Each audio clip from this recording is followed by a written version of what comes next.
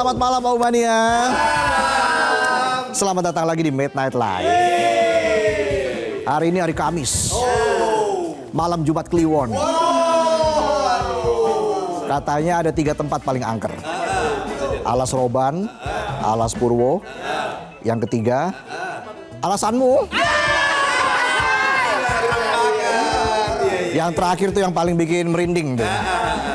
Hari ini kita punya cerita horor. Gajian masih 2 minggu lagi. Horor buat penonton ya. Sampai merinding bulu ketek saya tuh. Ya. Oh, bulu kuduk ya. Tapi berita kali ini tidak kalah horor. Jadi langsung saja kita mulai, inilah Midnight Live.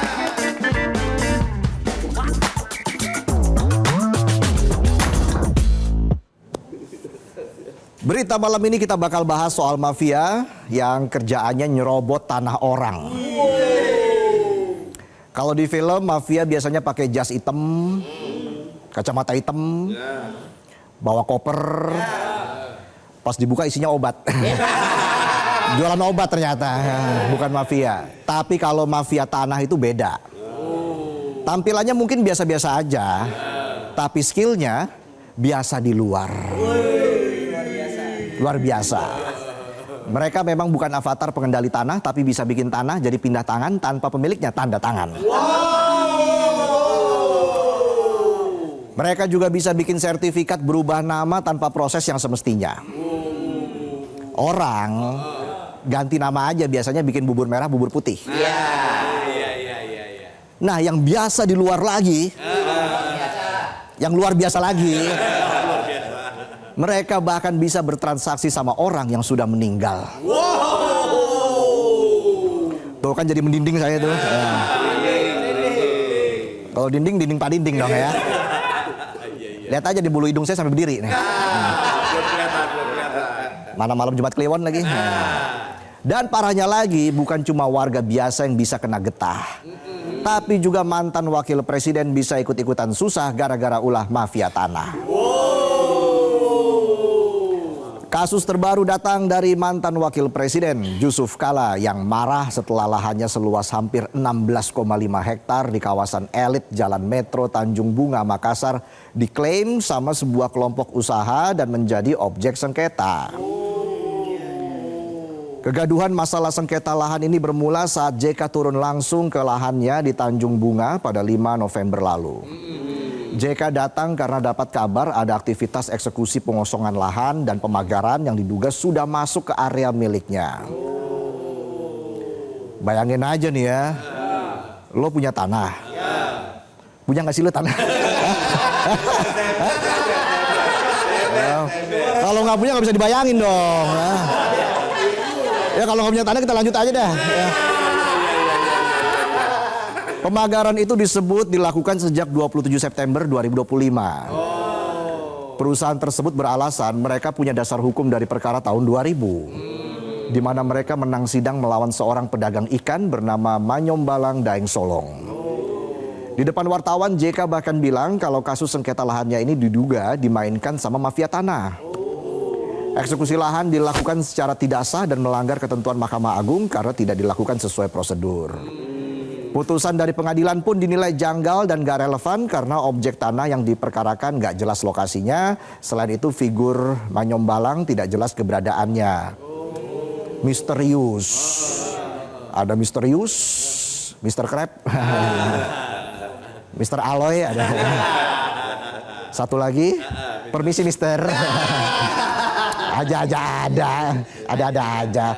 JK bilang kalau tanah yang diklaim sama perusahaan itu dia beli langsung dari ahli waris Raja Gowa sekitar 35 tahun lalu lengkap dengan bukti legal kuat. Sertifikat hak guna bangunan yang terbit tahun 1996 juga masih berlaku sampai 2036. Sertifikatnya asli, bukan fotokopian, bukan bikinan AI. Nggak perlu dicek lagi sama pakar telematika. Ya. Pakar telematikanya juga lagi sibuk soalnya. Lagi sibuk aja nggak tahu saya. Kuasa hukum PT Haji Kala, Aziz Tika, juga menegaskan kalau perkara tahun 2000 itu sama sekali nggak ada sangkut paut sama kliennya.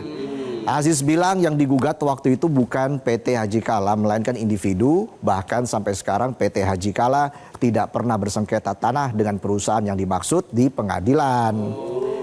Nggak pernah punya masalah. Nggak pernah saling tuntut. Jadi kalau sekarang lahan PT Haji Kala dikaitkan dengan putusan itu, bahkan sampai dieksekusi, ya jadinya jaka sembung makan kedondong. Nggak nyambung dong. Kalau jaka sembung bawa golok, nggak nyambung pas dicolok.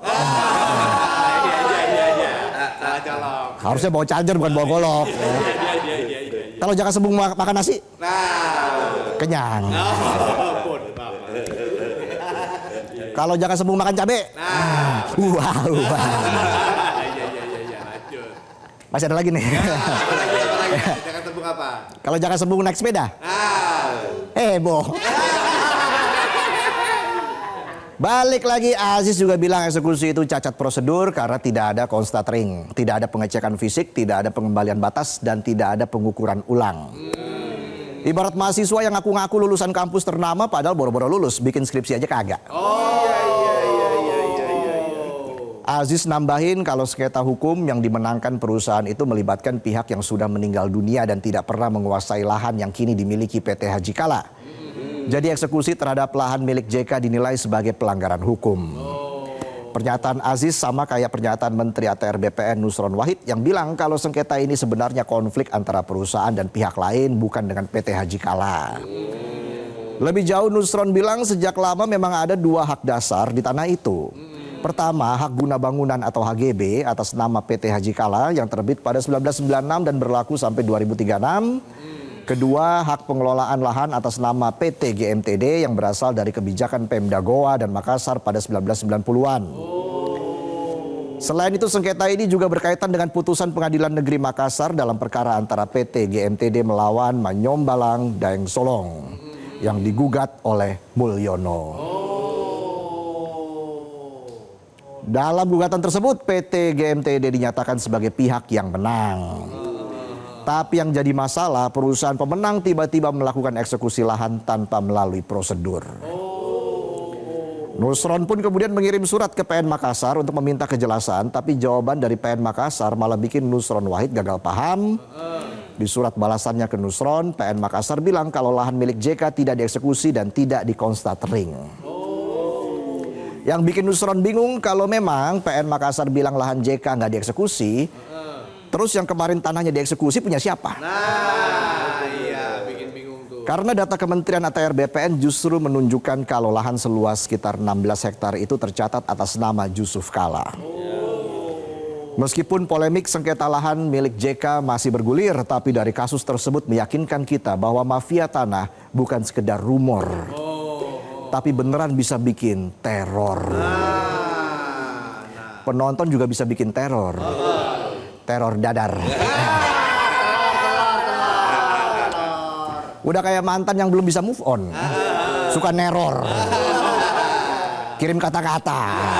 Kayak gimana tuh? Kalau kamu cari yang kaya, aku mundur. Tapi kalau kamu cari pengobatan, aku pungtur.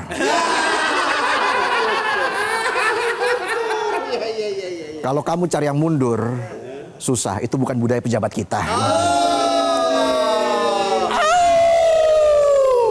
Mantan Menko Polhukam Mahfud MD bilang kasus sengketa tanah milik JK jadi contoh nyata maraknya praktek mafia tanah di Indonesia. Mahfud menjelaskan pola yang dimainkan sama mafia tanah ini udah bisa kebaca. Awalnya mereka palsuin sertifikat, terus pemilik asli disuruh menggugat. Dalam skema itu korban justru ditempatkan sebagai pihak yang harus membuktikan haknya. Ibarat penonton, udah kerja tahunan lembur. Masih aja ditanya, udah kasih apa kau buat kantor?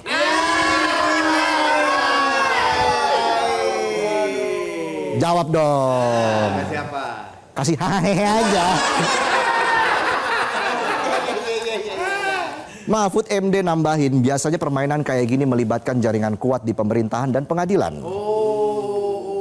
Kalau mau jaringannya lebih kuat lagi, berdiri di samping Menara Sutet. Biar pada kesetrum tuh orang-orang yang suka bikin orang lain susah. Kalau mantan wakil presiden saja bisa menjadi korban mafia tanah, bisa jadi masyarakat kecil lebih mudah dirampas haknya. Benar, betul. Kita bisa lihat kasus Mbah Tupon di Bantul yang tanahnya tiba-tiba berubah nama dan dijadikan agunan kredit miliaran tanpa sepengetahuannya. Oh, iya, benar. Pertanyaannya bagaimana semua hal misterius itu bisa berjalan dengan mulus? Meski tidak ditemukan oknum BPN terlibat, tapi fakta bahwa sertifikat baru bisa terbit tanpa akte jual beli adalah sinyal besar kalau sistem verifikasi kita sudah keropos. Betul. Kayak dengkul yang jarang minum susu. Popong. Kalau kosong dompetnya penonton. Dompet kok pelangap-pelongo. Beneran, iya. Mafia tanah bukan cuma mengancam hak warga, tapi juga merusak kredibilitas hukum negara. Kalau negara kalah di sektor pertanahan, bisa jadi sektor lain juga ikut kena imbas. Perang melawan mafia tanah bukan pilihan tapi kewajiban. Kalau negara serius, hukum bisa jadi palu yang tegas. Tapi kalau negara ragu-ragu, bisa jadi mafia tanah makin nggak ada malu buat merampok tanah rakyat. Kasus sengketa yang terjadi kepada JK seharusnya dijadikan momentum untuk mempercepat digitalisasi data pertanahan, membersihkan data lama, dan melakukan sinkronisasi peta bidang. Tanpa itu kasus mafia tanah tentu masih akan terus terjadi. Penegak hukum juga harus kompak. Dan yang paling penting, negara harus benar-benar berdiri di posisi rakyat. Jangan sampai negara cuma terlihat gagah kalau kasusnya viral. Atau menyasar tokoh besar. Tapi pura-pura nggak lihat pas korbannya rakyat kecil. Aduh, jangan dong. Pemerintah harus benar-benar bergerak, harus ada tindakan nyata, bukan cuma kasih janji dan wacana. Itulah tadi sajian pembuka kami di Midnight Live. Kami masih akan kembali dengan sejumlah informasi lain. Dan juga ada Papion yang akan hadir di Midnight Live. Udah gak sabar kan penonton? Ya udah, kita jeda dulu, kami akan kembali saat lagi. Tetaplah di Midnight Live.